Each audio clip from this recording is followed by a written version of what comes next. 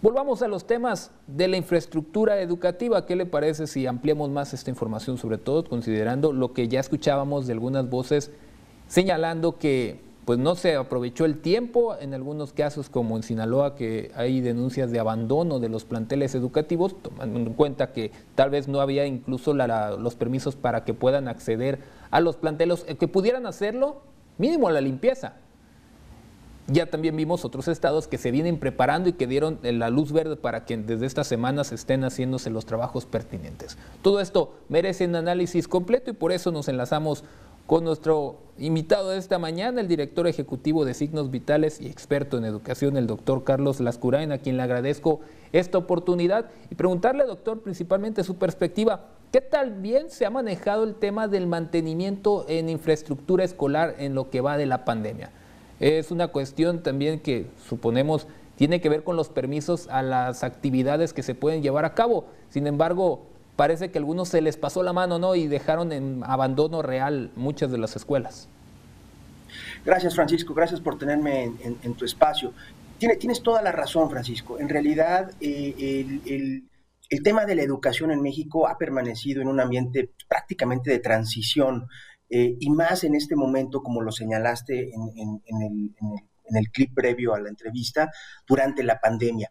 Sin duda alguna, uno de los elementos o de los componentes que ha estado en riesgo es sin duda el de la infraestructura. No obstante, Francisco, es indudable que hay otros elementos en materia educativa que han tenido un desgaste tanto operativos como de seguimiento, y esto ha afectado evidentemente, Francisco, el desempeño y sobre todo la parte más importante, que es el aprendizaje de los alumnos en este ciclo escolar tan difícil para, pues, prácticamente para todo el mundo, pero en especial para México, dadas las circunstancias con las que nos encontramos, Francisco.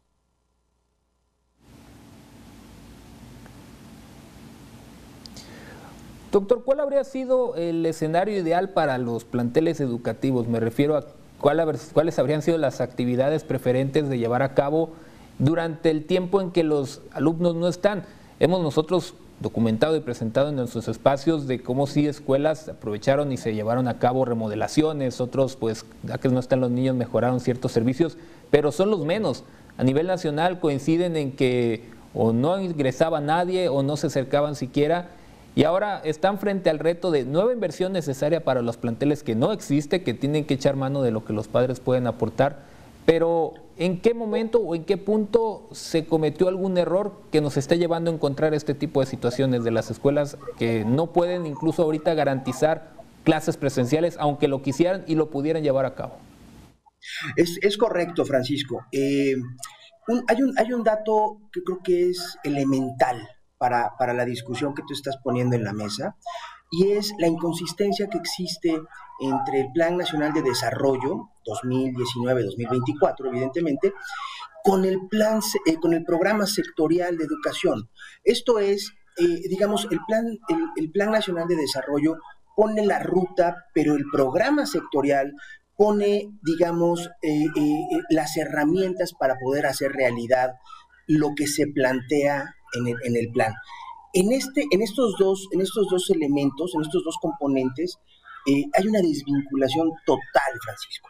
Es decir, lo que en uno se hace como un eje central para seguimiento, en el plan sectorial no se le da ese seguimiento, y por ende el seguimiento, digamos, de política pública, pues no llega a finalizar en un punto tal que se pueda ver reflejado en un logro educativo, en una mejora educativa. En el caso de la infraestructura, también tiene que ver con un tema de descuido y de presupuestación, es decir, un elemento que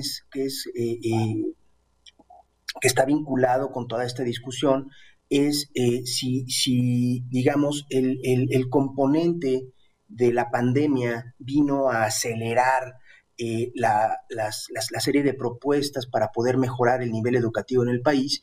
El presupuesto que se ha planteado tanto para el 2020 como para el 2021 sigue siendo estático. Entonces, esa es una de las grandes quejas que padres de familia, profesores, alumnos y sociedad en general, digamos, reclamamos en torno a esta carencia de visión que existe en torno a toda una gama de propuestas que pueda beneficiar el mejoramiento educativo en el país.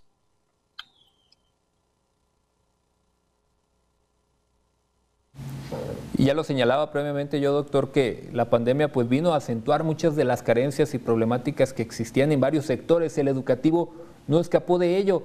Ahora, contemplando el aspecto de que los estudiantes han estado desde casa, que han estado tomando sus clases virtuales, y lo hemos escuchado en padres de familia o incluso en aquellos estudiantes ya en carreras más avanzadas o en momentos más avanzados, me refiero, por ejemplo, los de que son media superior o superior, consideran que no se aprende igual o que no se ha aprendido nada. ¿Se podría catalogar que este año es un año perdido educativamente hablando o se alcanza a rescatar? Porque hay que reconocer, pues el esfuerzo hubo de los maestros que se tuvieron que adaptar a dar clases en una forma poco usual para ellos o que jamás habían experimentado, pero en el aprendizaje en sí, el ciclo 2020-2021 ¿se deberá de contar o habrá que reforzar mucho para el siguiente ciclo una vez que se puedan tener las clases presenciales? Sí, Francisco, le diste justo al clavo. Creo que el sistema educativo nacional ha hecho un gran esfuerzo en poder enfrentar esta crisis, porque es una crisis mundial, pero en el país creo que hemos sido tibios en la manera en la que se ha enfrentado verdaderamente la pandemia y con ella las consecuencias que tiene en el sector educativo.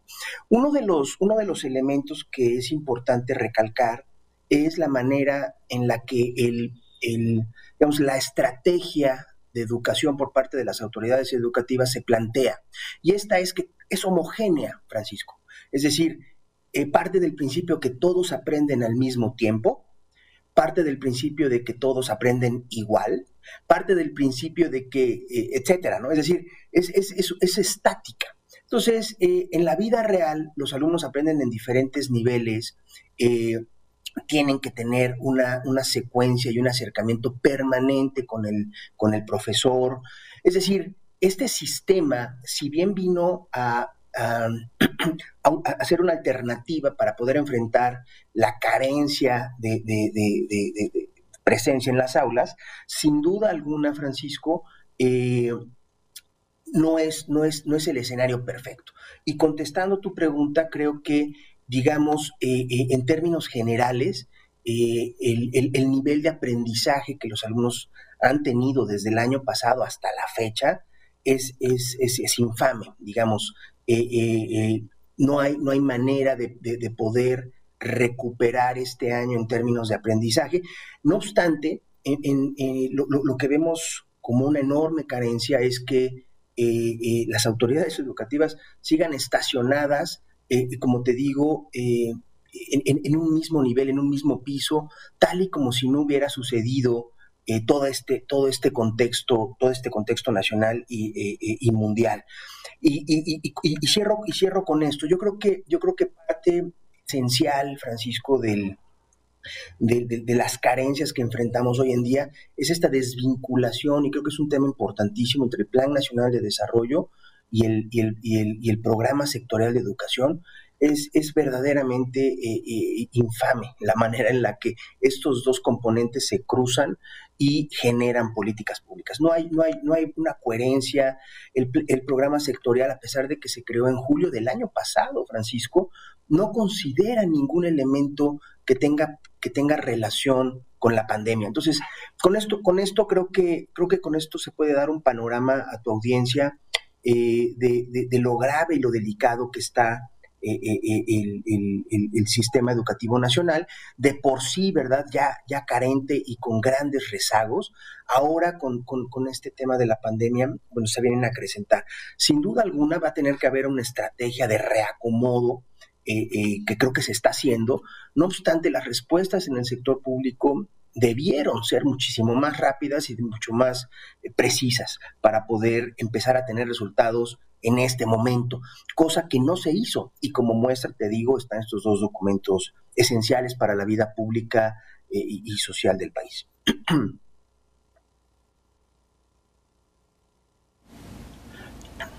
Doctor, y respecto a lo que estamos viendo, por ejemplo, que en Campeche a los maestros ya se les está vacunando y en abril ellos retornarían a clases, pero si nos vamos a otras entidades donde el avance de vacunación ha sido bastante limitado, esta disparidad que ya existía se verá más acentuada, también considerando que hay instituciones privadas, instituciones particulares que han estado haciendo la inversión y han conseguido la manera para regresar a clases mucho antes que el resto de las escuelas, tan solo de su propio distrito, ni siquiera me atrevo a decir de su estado, en su sola colonia puede haber estos casos. ¿Habrá una disparidad mayor cuando todo esto se pueda regularizar, si es que alcanza la palabra y el término para el sistema educativo? ¿Habrá quienes aprendan más que otros en México?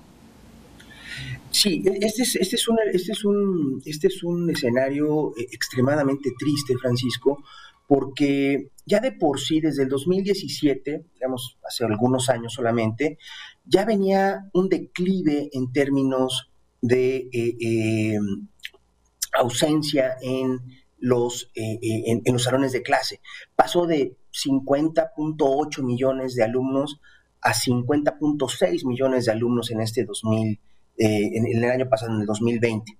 Esto significa, Francisco, que sin duda hay regiones y elementos que, que van a permitir que algunos alumnos puedan aprender mucho más rápido y mucho más pronto que otros. Creo que un elemento que ha sido considerado seguramente también por ti en tu programa de análisis es el de la pobreza. Es decir, evidentemente los estados más pobres o las zonas más pobres van a tener un rezago en el sentido de que no van a tener los elementos para poder iniciar las clases lo más pronto posible, y esto evidentemente va a retrasar el nivel de aprendizaje que cada uno de los alumnos pueda tener a lo largo y ancho del país. Eso es por un lado. Por otro lado, creo que sin duda alguna el escenario que tenemos actualmente sí permite que en algunas zonas o en algunas regiones se puedan iniciar ya las clases y con los debidos protocolos, evidentemente, y que estos alumnos puedan iniciar su proceso de aprendizaje ya de por sí trunco, ¿no? Ya de por sí cortado, lo antes posible. Dicho de otra manera, y para resumirlo, Francisco, creo que sin duda lo planteas muy bien. El país va a sufrir de varios niveles digamos, estratos de aprendizaje que esperaríamos que en el tiempo se puedan homogeneizar. No obstante, esto puede llevar entre 5, 6 o 10 años, si es que no más, ¿no? Entonces, creo que con esto es un panorama bastante amplio de cómo el sistema educativo nacional ya tenía carencias, las venía enfrentando de manera insuficiente, pero ahora con la pandemia creemos que esto se va a acrecentar y evidentemente va a haber una disparidad en los niveles de aprendizaje y así también, digamos, de reactivación económica. De una u otra forma, Francisco, esto también tiene que ver con una reactivación económica, dado el elemento que comentaste de las escuelas privadas, que están haciendo sin lugar a dudas pues un esfuerzo muy loable para poder seguir viviendo, para poder existir, pero también para poder brindar este servicio que millones de alumnos en el país reciben por parte de estas instituciones.